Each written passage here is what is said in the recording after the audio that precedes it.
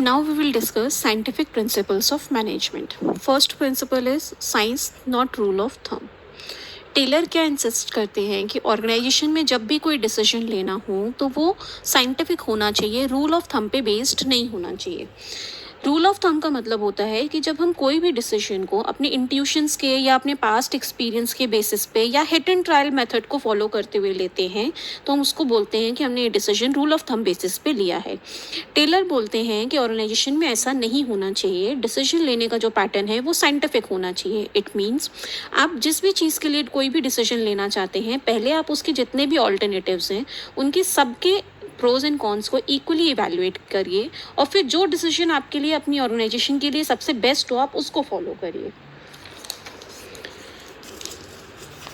Next principle is harmony not Discord. Taylor insists that there is need for both the groups to change their attitude for each other. Basically, organization में दो groups होते हैं, worker and management. हमेशा organisation में क्या होता है कि ये दोनों ही ग्रुप्स एक दूसरे के राइवल्स जैसा काम करते हैं। मींस वर्कर को ये लगता है कि उनको काम ज़्यादा दिया गया है और सैलरी ज़्यादा दी नहीं जा रही, वो ओवरबर्डन फील करते हैं। और मैनेजमेंट क्या सोचता है कि वर्कर्स जो हैं they are good for nothing, इनको काम ना करने का बस बहाना चाहिए। टेलर क्या बोलते हैं कि नहीं, दोनों ही ग्रुप को अपना एटीट्यूड एक दूसरे की तरफ बदलने की ज़रूरत है। ही इंसिस्ट ऑन मेंटल रेवोल्यूशन। इस वर्ड पे आप लोग ध्यान दीजिएगा। जब हम केस स्टडीज सॉल्व करेंगे तो बेसिकली साइंटिफिक प्रिंसिपल्स में दो प्रिंसिपल्स ऐसे हैं जिनमें समझ में नहीं आता है केस स्टडी में कि कौन सा अप्लाई हो रहा है। जहाँ भी केस स्टडी में harmony not Discord principal apply होगा वहाँ आपको कहीं ना कहीं ये मेंटल रेवोल्यूशन वर्ड या इसका कोई ना कोई सिनोनिम मिलेगा। बेसिकली वहाँ आप केस स्टडी में एम्प्लॉय और मैनेजमेंट के एटीट्यूड या आउटलुक को चेंज होने की बात देखोगे। केस में कहीं ना कहीं ये बोला जाएगा कि वर्कर्स और मैनेजमेंट अपना एटीट्यूड एक दूसरे की तरफ बदले। Next point is cooperation not individualism. इस प्रिंसिपल में टेलर क्या बोल रहे हैं कि हमको एक साथ एक दूसरे पे ट्रस्ट करते हुए काम करना चाहिए। म्यूचुअल ट्रस्ट और म्यूचुअल कॉन्फिडेंस की बात की गई है इस प्रिंसिपल में। सिमिलरली जैसे मैंने पिछले पॉइंट में समझाया, इस पॉइंट को भी ध्यान में रखना है हमको जब हम केस स्टडीज सॉल्व करेंगे। तो उस केस स्टडीज़ में जहाँ भी ये पॉइंट अप्लाई होगा वहाँ कहीं ना कहीं आपको वर्कर्स और मैनेजमेंट या सुपीरियर और सबॉर्डिनेट के बीच में म्यूचुअल ट्रस्ट को बनाने की बात की जाएगी। अगर एम्प्लॉयज़ और मैनेजमेंट एक दूसरे के साथ ट्रस्ट को बिल्डअप करते हुए काम करेंगे तो डेफिनेटली ऑर्गेनाइजेशन के लिए ये चीज़ बहुत अच्छी होगी। Next principle is development of worker to their greatest efficiency and prosperity. Employ जो होता है वो किसी भी ऑर्गेनाइजेशन का सबसे इम्पॉर्टेंट असेट होता है। बिकॉज अगर आप अपनी फर्म को किसी कॉम्पिटिटिव फर्म के साथ कंपेयर करते हो, कॉम्पिटिटर आपके हर रिसोर्सेज को कॉपी कर सकता है। लाइक आपने जो मशीनरी लाई वो भी ला सकता है, आपका कैपिटल स्ट्रक्चर बहुत अच्छा है तो वो भी सेम कैपिटल स्ट्रक्चर फॉलो कर सकता है, आपकी जो प्रोडक्शन टेक्निक है वो अच्छी है तो वो भी उसी प्रोडक्शन टेक्निक को फॉलो कर सकता है। लेकिन एम्प्लॉयज़ ये एक ऐसा असेट है जिसका कॉपी नहीं बनाया जा सकता। कॉम्पिटिटर के पास आपसे अच्छे एम्प्लॉयज़ हो सकते हैं या आपके एम्प्लॉयज़ से बुरे एम्प्लॉयज़ हो सकते हैं, लेकिन जो एम्प्लॉय आपके पास है हूबहू एग्जैक्ट वैसा आपके कॉम्पिटिटर के पास नहीं हो सकता। इस असेट को जितने अच्छे से कंपनी यूज़ करती है उतना ही ज़्यादा वो फ़ायदे में रहती है। इसलिए टेलर क्या बोल रहे हैं कि हमको वर्कर्स की एफिशिएंसी को इम्प्रूव करने के लिए टाइम टू टाइम उनकी ट्रेनिंग और डेवलपमेंट पे ध्यान देना चाहिए।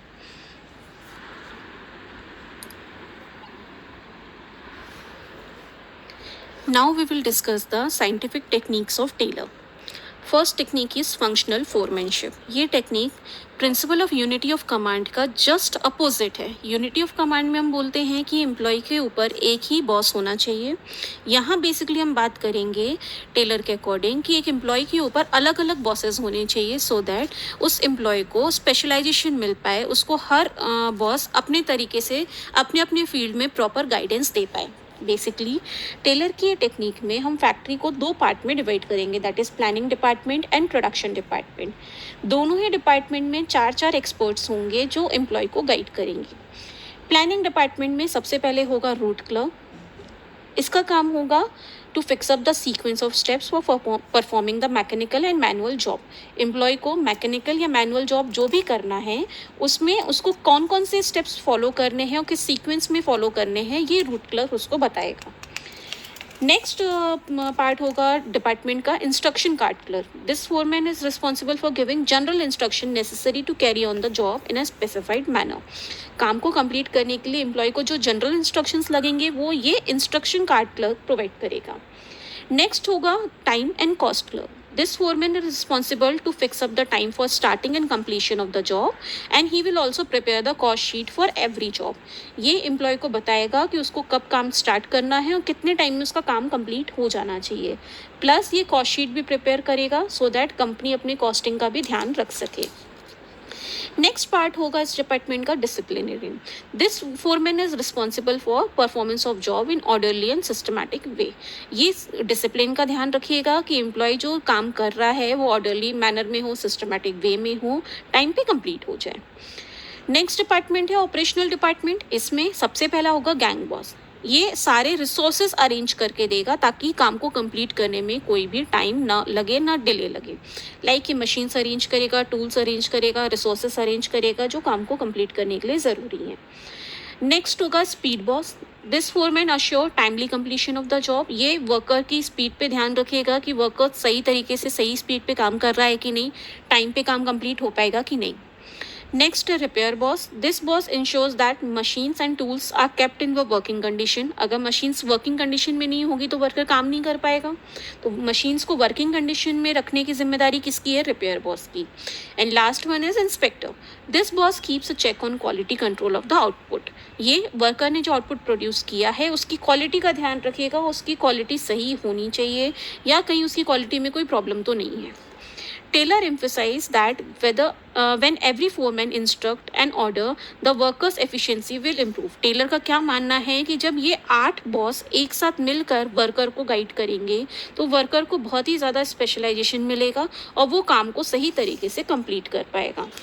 बिकॉज हर बॉस अपनी अपनी फील्ड में एक्सपर्ट होगा तो वर्कर को हर बॉस से उसके एक्सपर्टीज़ का बेनिफिट मिलेगा. Next technique is standardisation and simplification of work. इसमें टेलर क्या बोल रहे हैं? सबसे पहली चीज़ स्टैंडर्डाइजेशन की बात करते हैं. टेलर का ये मानना है कि आप जो भी आउटपुट प्रोड्यूस कर रहे हो उसके हर एक पार्ट का स्टैंडर्ड फिक्स होना चाहिए. Right from the selection of tool. मतलब आप जो मशीनरी यूज़ करोगे वो भी एक पर्टिकुलर स्टैंडर्ड की होनी चाहिए. आप जो रॉ मटेरियल यूज़ करोगे उसका भी स्टैंडर्ड मेंटेन होना चाहिए. आपका जो आउटपुट है उसका भी क्वालिटी स्टैंडर्ड क्या है? मेंटेन होना चाहिए. एक पर्टिकुलर स्टैंडर्ड अगर हम मेंटेन करके चलते हैं तो इससे हम अपने कस्टमर्स को भी कम्प्लीटली सेटिस्फाई कर पाते हैं. कस्टमर्स को भी मालूम होता है कि उनकी एक्सपेक्टेशंस जो हमसे हैं क्वालिटी को लेके वो क्वालिटी उनको मिलनी है in any case. Apart from that इसमें बात की गई है सिंप्लीफिकेशन की. सिंप्लीफिकेशन का मतलब है elimination of unnecessary diversity of product sizes and type. Definitely her company अपने प्रोडक्ट में डाइवर्सिफिकेशन लाने की कोशिश करती है कि वो ज़्यादा से ज़्यादा वैरायटी कस्टमर को दे सके. बिकॉज आजकल कस्टमर्स को वैरायटी चाहिए होती है. लेकिन इसका मतलब ये नहीं है कि आप इतने ऑप्शंस निकाल लो, इतनी वैरायटीज़ निकाल लो कि आपको भी वो वैरायटीज़ को मैनेज करना, मेंटेन करना प्रॉब्लम हो जाए और कस्टमर भी इतना कन्फ्यूज़ हो जाए कि उसको समझ ही नहीं आए कि उसको क्या लेना है. टेलर क्या बोलते हैं? सिंप्लीफाई करो इस चीज़ को. जितना डाइवर्सिफिकेशन ज़रूरी है उतना करो, लेकिन अननेसेसरी डाइवर्सिफिकेशन को बढ़ाओ मत. Next technique is work study. It ensures maximum production at minimum cost and getting best contribution from every factor. इस टेक्निक में हम क्या बात कर रहे हैं? मैक्सिमम प्रोडक्शन की बात कर रहे हैं एट मिनिमम कॉस्ट. बेसिकली इस वर्क स्टडी में सबसे पहले हम बात करेंगे fatigue study. This technique of scientific management is conducted to find out the frequency of rest interval, the duration of rest interval and the number of rest interval. Fatigue study में Taylor क्या बोल रहे हैं कि हमको 3 चीज़ों को calculate करना चाहिए. एम्प्लॉय को कितना फ्रीक्वेंटली रेस्ट इंटरवल मिलना चाहिए, उस रेस्ट इंटरवल का ड्यूरेशन कितना होना चाहिए और टोटल वर्किंग आवर में कितने नंबर ऑफ रेस्ट इंटरवल्स होने चाहिए. बिकॉज आफ्टर ऑल एम्प्लॉय जो है वो ह्यूमन बीइंग है. लगातार वो मशीन की जैसे तो काम कर नहीं सकता. डेफिनेटली उसको रेस्ट की ज़रूरत है. लेकिन अगर बहुत ज़्यादा नंबर ऑफ रेस्ट इंटरवल होंगे तो उससे क्या होगा? एम्प्लॉय काम कर सकता था लेकिन आपने ही इतने इंटरवल्स दिए हुए हैं उसको कि उसका रेस्ट टाइम पीरियड क्या हो गया? बढ़ गया है. वो काम कर सकता है लेकिन फिर भी वो कर नहीं रहा है. अपार्ट फ्रॉम दैट आप उसको सैलरी तो पे कर ही रहे हो. सिमिलरली अगर रेस्ट इंटरवल्स बहुत कम होंगे, अगर से फॉर एग्जाम्पल एम्प्लॉय को कम से कम 4 रेस्ट इंटरवल्स मिलने चाहिए, लेकिन आपने 2 ही सेट किए हुए। इन दैट केस क्या होगा, एम्प्लॉय बहुत ज़्यादा थक जाएगा, थका हुआ रहेगा तो डेफिनेटली वो बहुत अच्छे से काम नहीं कर पाएगा। हो सकता है इसकी वजह से आपके आउटपुट की क्वालिटी में प्रॉब्लम आए, या हो सकता है इससे रिसोर्सेज का वेस्टेज इंक्रीज हो जाए। तो इसलिए टेलर क्या बोलते हैं कि स्टडी को सही से परफॉर्म करना ज़रूरी है, एम्प्लॉय को सही टाइम पे सही रेस्ट मिलना चाहिए। Next technique is as a part of work study is method study. The method study technique of scientific management is conducted to find out one best method or way of performing the job. एक काम को complete करने के कई तरीके हो सकते हैं, कई मेथड्स हो सकती हैं। हर मेथड के कुछ ना कुछ फ़ायदे होते हैं, कुछ ना कुछ नुकसान होते हैं। किसी में कॉस्टिंग ज़्यादा होती है तो किसी में रिसोर्सेज कम लगते हैं। टेलर का क्या कहना है कि आप रूल ऑफ थंब बेसिस पे मेथड को फाइनलाइज मत करो। मींस अपने जजमेंट या अपने पास्ट एक्सपीरियंस या अपने इंट्यूशंस के बेसिस पे आप मेथड को फाइनलाइज मत करिए, बल्कि जितने आपके पास ऑप्शंस हैं मेथड्स के, उनको सबको इक्वली इवैल्यूएट करिए, उनके प्रोज एंड कॉन्स को जज करिए। फिर जो मेथड आपके लिए सबसे ज़्यादा सुटेबल हो, जो आपको कम कॉस्टिंग में मैक्सिमम आउटपुट, मैक्सिमम बेनिफिट दे पाए, आप उस मेथड को फाइनलाइज करिए। Next is time study. The technique of time study is conducted to determine, or the objective of time study is the standard time required to perform a job.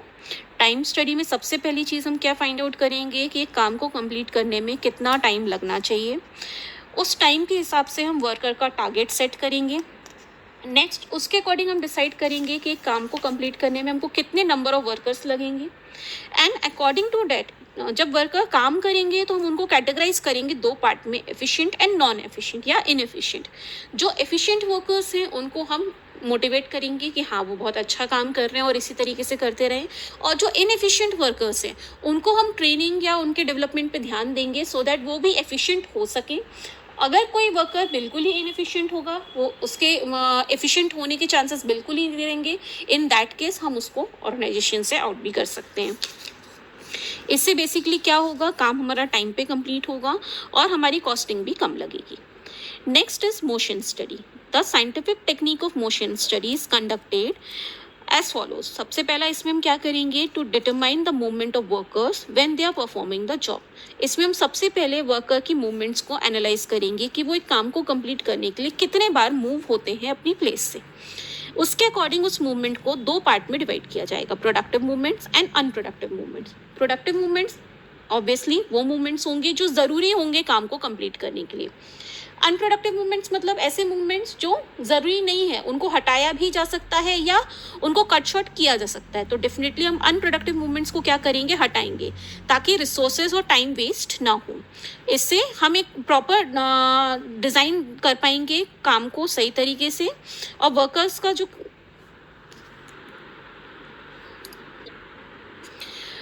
का जो unproductive movement होगा वो भी reduce हो जाएगा। से for example आपने देखा कि एक एम्प्लॉय है जिसको बार बार एक पर्टिकुलर टूल की ज़रूरत पड़ती है, लेकिन उसे बार बार वो टूल लेने के लिए अपनी प्लेस से उठना पड़ता है। इन दैट केस ये एक तरीके से अनप्रोडक्टिव मूवमेंट हुआ।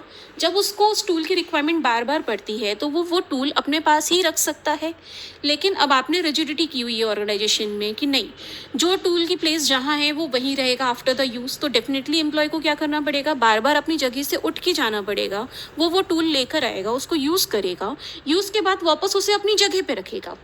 सिमिलरली जब उसको नेक्स्ट टाइम पे फिर से ज़रूरत पड़ेगी उस टूल की, तो उसको फिर से उठ के जाना पड़ेगा। इन दैट केस कहीं ना कहीं ये जो मूवमेंट होगा उसका वो अनप्रोडक्टिव रहेगा, इससे कोई फ़ायदा तो नहीं हो रहा है। जब मालूम है हमें कि उस एम्प्लॉय को उस टूल की ज़रूरत फ्रीक्वेंटली पड़नी है, तो वो टूल की प्लेस कहाँ होनी चाहिए, उस एम्प्लॉय के पास में, सो दैट उसको बार बार उठना ना पड़े, बार बार उसके अनप्रोडक्टिव मूवमेंट्स ना हो, अनप्रोडक्टिव मूवमेंट्स कट शॉर्ट हो सके। Next technique is differential piece rate system. The scientific technique of differential piece rate system emphasis on paying different rate of wages for efficient and inefficient employee. ये आपको ज़्यादातर organisation में employees के बीच में देखने को मिलेगा। जब एक एम्प्लॉय बहुत अच्छा काम करता है तो बाकी सारे एम्प्लॉयज़ उसको कहीं ना कहीं डीमोटिवेट करते हैं कि तुझे ज़्यादा प्रोडक्शन करने की क्या ज़रूरत है, वेजेस और सैलरी तो सबको एक जैसी मिल रही है। तो उसकी वजह से होता क्या है कि एम्प्लॉयज़ में अगर कोई एम्प्लॉय बहुत अच्छा काम कर भी सकता है या ज़्यादा प्रोडक्शन कर भी सकता है, तो वो स्टेप नहीं लेता उसके लिए। क्यों? क्योंकि उसे क्या लगता है, सामने वाले ने भी तो 10 यूनिट बनाई, उसको भी उतनी वेजेस मिलनी है, तो मैंने भी अगर 10 ही बनाई, भले ही मैं 15 बना सकता हूँ, लेकिन स्टिल अगर मैंने 10 ही बनाई तो मुझे भी तो वेजेस उतनी मिलेंगी। मैंने अगर 15 बना भी दिया तो कौन सा मुझे उस 5 यूनिट का ज़्यादा अमाउंट मिल जाना है। डेफिनेटली इसी थिंकिंग को इम्प्रूव करने के लिए या इसी थिंकिंग को हटाने के लिए टेलर क्या बोलते हैं कि आप डिफरेंशियल पीस वे सिस्टम को फॉलो करो।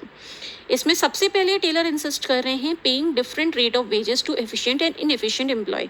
जो आपके एफिशिएंट एम्प्लॉयज़ हैं उनको आप अलग वेजेस दो, जो इनएफिशिएंट एम्प्लॉयज़ हैं उनको अलग वेजेस दो। इससे क्या होगा, जो आपके इनएफिशिएंट एम्प्लॉयज़ हैं वो मोटिवेट होंगे to convert them into efficient employees, और जो आपके एफिशिएंट एम्प्लॉयज़ हैं वो भी मोटिवेटेड रहेंगे क्योंकि उनको मालूम है कि उनके अच्छे काम के लिए उनको ज़्यादा वेजेस दिए जा रहे हैं। Extra wages paid to efficient employee will motivate inefficient employees also, and when payment is given according to the number of unit produced, automatically the production will get maximized. जब आप number of unit of production के basis पे wages दोगे तो definitely उसकी वजह से employees ज़्यादा से ज़्यादा production करने की कोशिश करेंगे क्योंकि उनको मालूम है कि अगर उन्होंने ज़्यादा production किया, ज़्यादा number of units बनाए तो उनको wages भी ज़्यादा मिलनी है। Last one is mental revolution. ये एक तरीके से हम पहले डिस्कस कर चुके हैं। मेंटल रेवोल्यूशन में टेलर क्या बोलते हैं, change in mental attitude of workers and management towards each other. Worker और मैनेजमेंट को एक दूसरे के तरफ अपनी थिंकिंग बदलने की ज़रूरत है। वर्कर क्या सोचते हैं हमेशा कि मैनेजमेंट उनसे हमेशा सिर्फ काम कराता है ज़्यादा से ज़्यादा लेकिन उनको सैलरी नहीं देता, और मैनेजमेंट क्या सोचता है कि वर्कर्स किसी भी काम के लिए सही नहीं है, ये हमेशा काम ना करने के बहाने ढूंढते हैं, इनको सिर्फ सैलरी चाहिए होती है, इनको काम नहीं करना होता है। टेलर मेंटल रेवोल्यूशन में इसी मेंटल एटीट्यूड को चेंज करने की बात कर रहे हैं। एक दूसरे की तरफ एटीट्यूड अपना बदलें और एक दूसरे के साथ मिलकर कोऑपरेशन के साथ, कोऑर्डिनेशन के साथ काम करें। Taylor insists on ruling out feeling of suspicious or prejudice from the mind of the worker and management to adopt systematic thinking.